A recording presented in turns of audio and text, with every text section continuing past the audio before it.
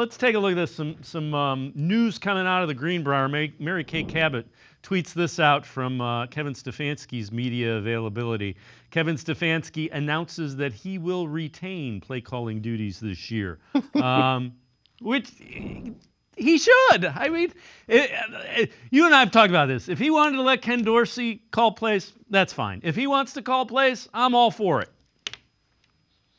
Again, I feel like I've said this a million times on this show and on many other shows.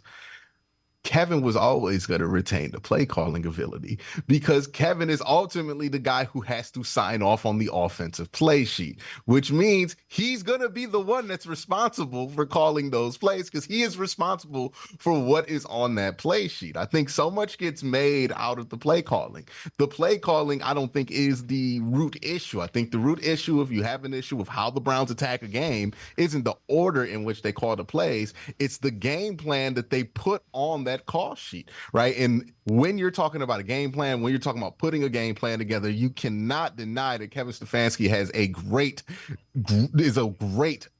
game plan person, right? Like we saw his ability at the start of quarters last year, at the start of games last year. Also, when you look at his numbers as a head coach with so many different quarterbacks since 2020 and closing halves and closing games with these drives that he structures up, he's really good at that. He's a great game plan guy.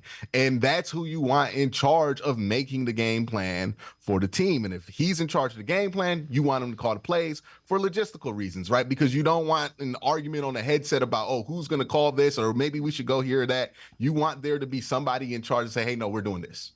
Right. And this is it. I'm the only one with veto power. We're running this. That's it. Let's get the play call in so we can get some time on the clock so Deshaun can make some audibles or some checks if he sees something at the line of scrimmage. But what you don't want is, oh, we're snapping the ball at 5 seconds. Remember the Hugh Jackson era, Dave?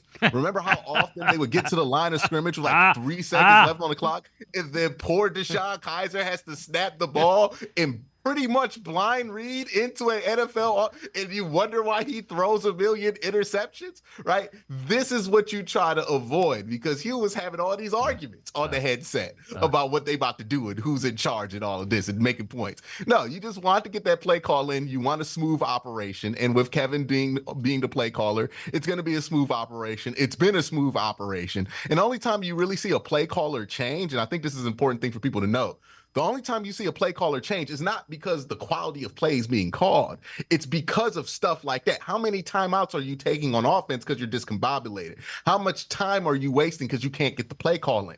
When that stuff happens, the play caller does change. But if that's not happening, there's no reason for the play caller to change.